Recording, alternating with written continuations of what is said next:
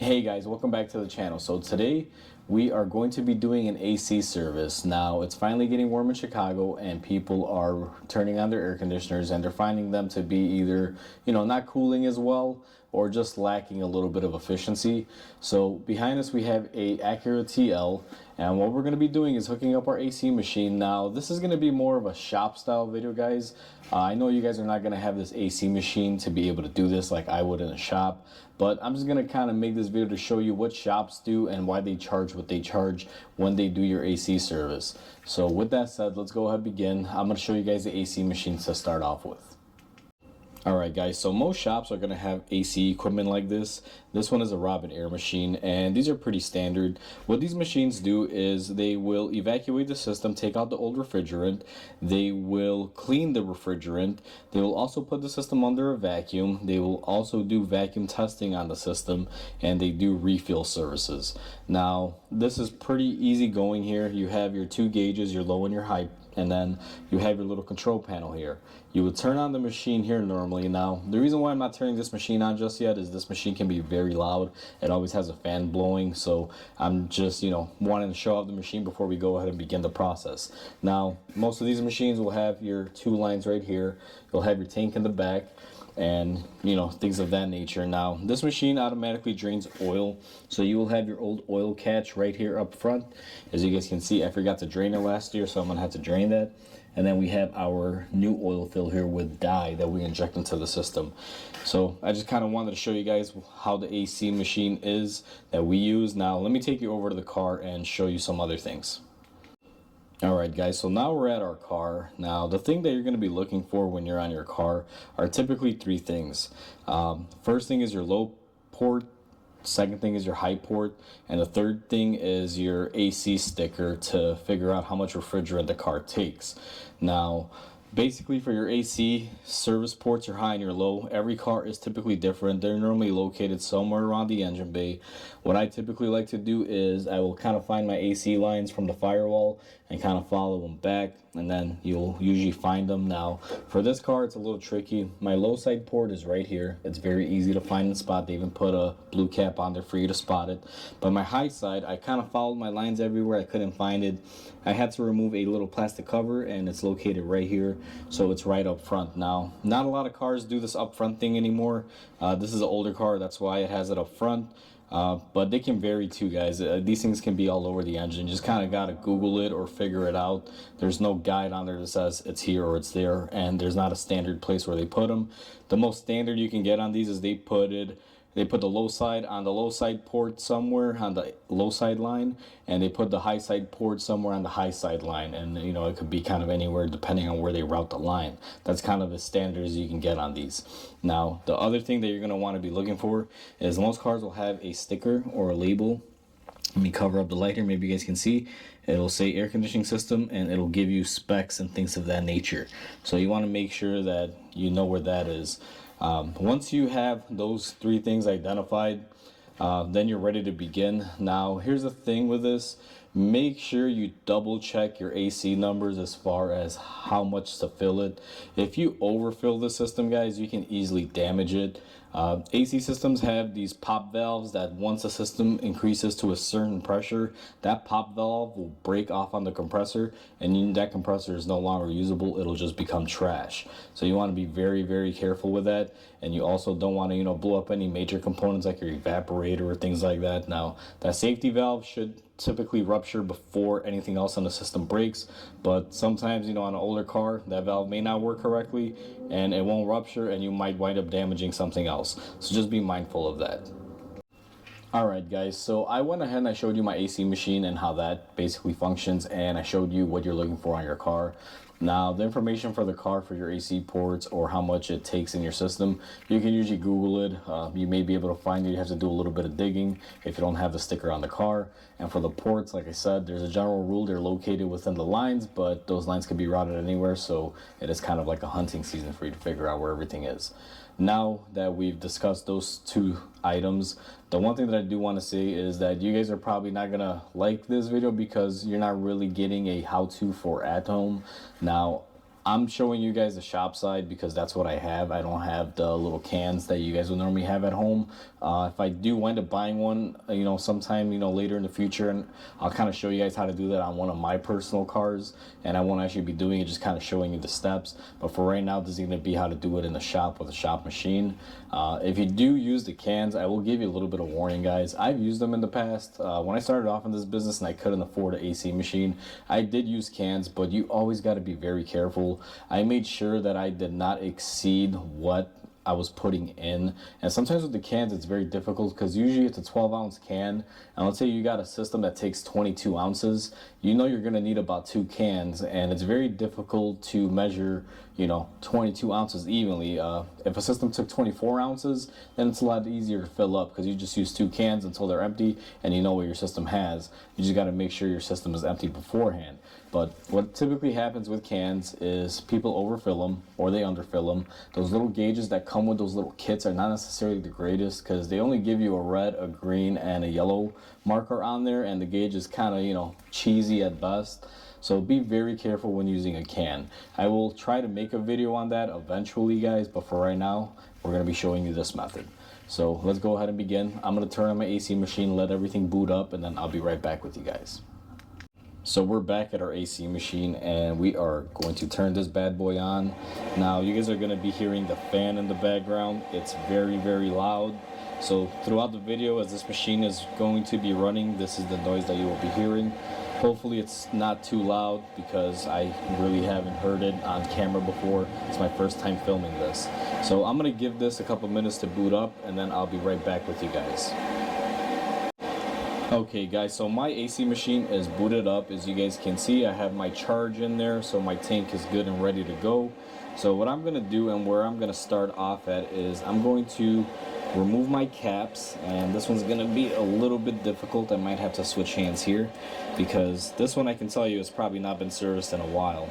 So this is the cap. Typically they have a seal in there and you just kind of spin that off and get that off, guys, and that will remove the cap. And for this one, kind of the same thing. Now sometimes these will be under pressure. I don't know if the camera caught that, but as I removed it, you heard a little bit of hissing. Sometimes these valves will have a little bit of leakage over time. It's not anything major, but just something to be mindful of. You can replace them if you'd like. However, what I do is I typically test them. Now in this video, I'm just going to show you guys how to do the refill, but I always check in there, make sure that there's nothing bubbling, kind of like that. So once you have your caps off and you went ahead and you check for any leaks, what you're going to want to do is come and grab your lines here. Now the red one is the high side and the blue one is the low side. Now let me set one of these down and kind of show you guys. Before you install these on your car, you want to make sure that the little pin is in the fully open position. So you want to spin this counterclockwise. And what that pin is, the little pin that will push on the needle on your actual valve. If you have that fully depressed and you go to put this on, you're going to bend the needle on the actual line. So you want to be very careful with that. And the way these work is you just lift up on this collar and you push it down and it'll lock in there. So let me show you guys. You just kind of take it, pull up on the lock, push down, you'll hear it snap, and then I pull up on it, and then I'm going to be doing the same thing for my high side here. Now this one's going to be a little bit of a pain because this is in a very tight area. Let me see if I was able to get it. Alright, I was able to get it. And then what you're going to want to do is always tug up to make sure you're good and on it, and then you're just going to go ahead and start turning this valve and it'll open up. Now let me take you guys to my high pressure side. You will see as I open my little needle valve, you should start getting movements. Now let me see here, let me open up my low pressure side. This car may be empty. Oh no, there it goes. So because the AC system hasn't really been run too much on this, my high side, since my compressor hasn't been on, it's been winter here, it's on a lower pressure. The system has kind of equalized. You guys can see we're at about 70 psi here and 70 psi on both sides, so it's about normal for a system that hasn't been ran.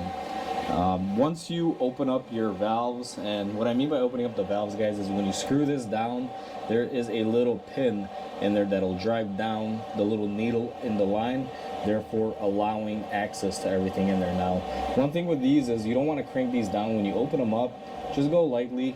I don't go all the way either, guys. I just go until they stop or right before they stop.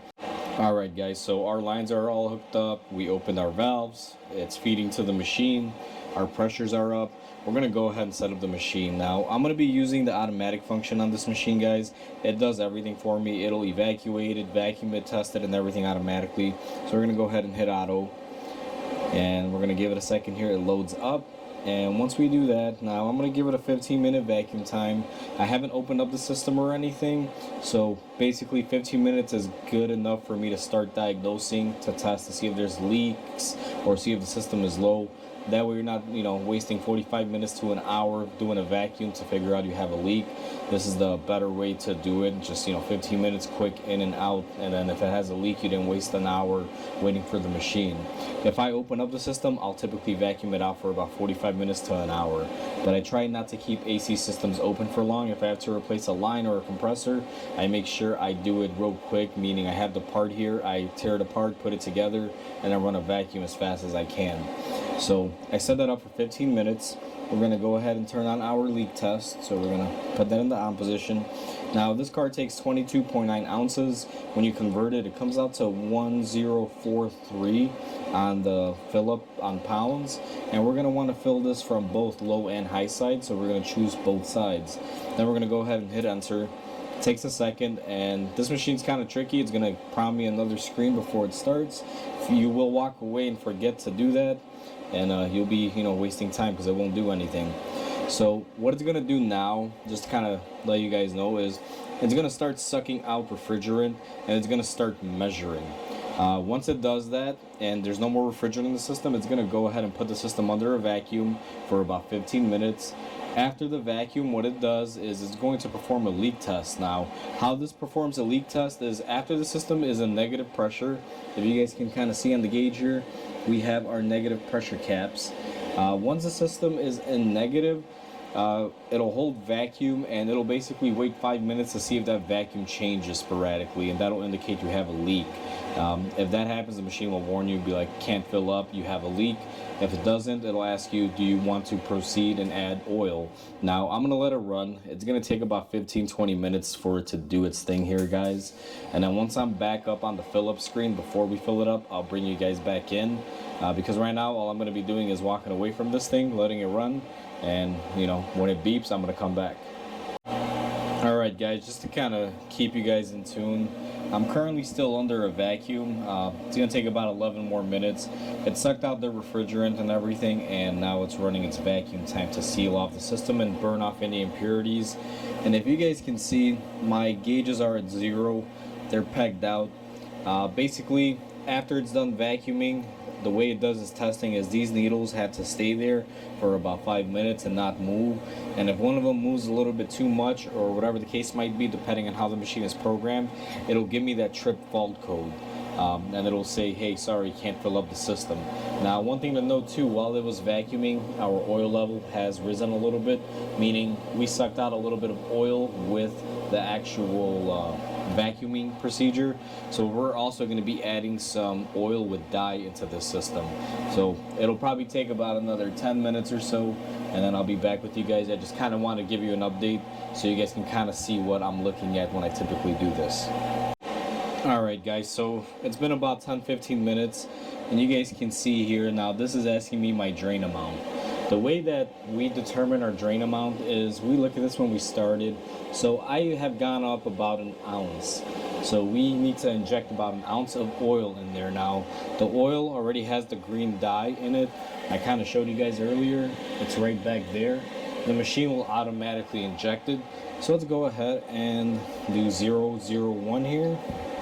So 1 ounce, enter. And now what the machine is going to do is it's going to go ahead and inject that oil. It's going to take out any extra air. Now this car did pass the vacuum test. The system is not leaking. It's free of any major leaks. Otherwise the machine would have never given me the option to inject the oil in it. And you guys can see now it's actually pushing the 1 ounce of oil in the system. This is the nice thing about the machine. Everything's automatic. All you really do is push buttons. But then again, the price of getting into a machine like this, guys, this is usually around $10,000 to $15,000, depending on how fancy you option it. So Right now what the machine's going to do, it injected the oil. It's going to go ahead and start filling up the system with the refrigerant. You guys can kind of see there, it's starting to let it loose, and our gauges are also rising up here as it's injecting the refrigerant in there as well. So this is going to take about a minute or two. Once I have all the proper refrigerant levels, I'll bring you guys back in. Alright guys, so my machine went ahead and did the fill up. You guys can see here it's saying to go ahead and close the coupler valves. Now the coupler valves are going to be these. What you want to do is basically draw that needle back in. It's telling you to disconnect it from the system. Now the reason why we're going to close off these valves now is because the machine will actually vacuum out the extra refrigerant that's in here. This machine is pretty accurate, so it knows what it wants. So basically we closed off our couplers, and then what we're going to do to remove these is you just kind of pull up and they pop right out. Now you guys kind of heard that had a little bit of a whoosh sound there. That's because this has a little bit of refrigerant. It's going to have a little bit of pressure in there. Now, I'm going to try to do this one, and same thing. This one normally has a lot of pressure in it, and I don't know how well you guys saw that, but it had a blast of air coming out of there. So be careful when you take these off. Make sure you have your hand on there firmly as you pull up, because if you don't, if you pull up like this and this thing gets away from you, it will hit you. So let me go ahead and lay my hoses down here. Now once you disconnect those from the machine and you go ahead and you press the next button here, what the machine is going to do is vacuum out whatever is left inside the hoses. As you guys can see, it's going to recover it, and it's going to do a math calculation and tell me at the very end where my pressures were and where they are now. So basically it'll tell me how much it took out, how much it put in, and vice versa. Now as soon as we get those connectors off here, what we want to do is just kind of come in here and check. You guys can see that there is no bubbling or anything, so we have no leak from my high pressure side there. And we're going to do the same thing with this one, and we have no leaks from this one as well. Normally you can see bubbling in there. You could normally take some type of penetrating oil, squirt it in there, or put some sort of oil, let the bubbles dissipate and see if you have a steady leak. That's one way that you can check it out. Same thing with this. If you were to fill this up with oil and then let the air bubbles settle out, and you'll see constant drips if you're losing gas from there. Now what you're going to want to do, and I always recommend this, is very important, make sure you put your caps back, guys. If you guys leave this system without caps on the ports, what'll happen is it'll just, oop, that's our machine. Anyway, like I was saying, if you guys leave this without your port on there and you don't have a cover for it, what'll happen is water and dirt will get in there. It can actually affect that valve, and what'll happen is over time you will get some refrigerant leaking, or possibly all of it leaking out. So you want to be mindful. Make sure you put your caps on, make sure they're nice and tight. So back to our machine here, as you guys can see, it kind of tells you. So the amount of refrigerant we had inside the car was 1.259 pounds. We did a vacuum for 15 minutes. It passed our leak test. The refrigerant that we charged was 143.1 pounds, and we put 1 ounce of oil in there, and we charged it up from both sides of the system. So even though our system was full, it was a little bit lacking. A little bit has dissipated over the years. It might have had a little bit of a leak from those valves. You know, it's kind of normal, or maybe someone worked on this AC system previously and they shorted the customer. And normally when you have a brand new compressor, it can get away with not having enough refrigerant in there, or having the minimum amount, versus when it's getting older, it requires all the refrigerant that it can get to be efficient. So that's how you recharge the AC system. Now what we're going to do is get our gauge on the inside, test our vents just to make sure they're blowing out cold. You always want to do a comparison before and after. Now I will have a separate video on how to test efficiency on the AC system, guys. This is just how we at the shop fill up the car. So hopefully you guys enjoyed this video. Please comment, like, and subscribe. It definitely helps my channel grow, and I'll catch you guys on the next repair. I hope you guys have a wonderful day.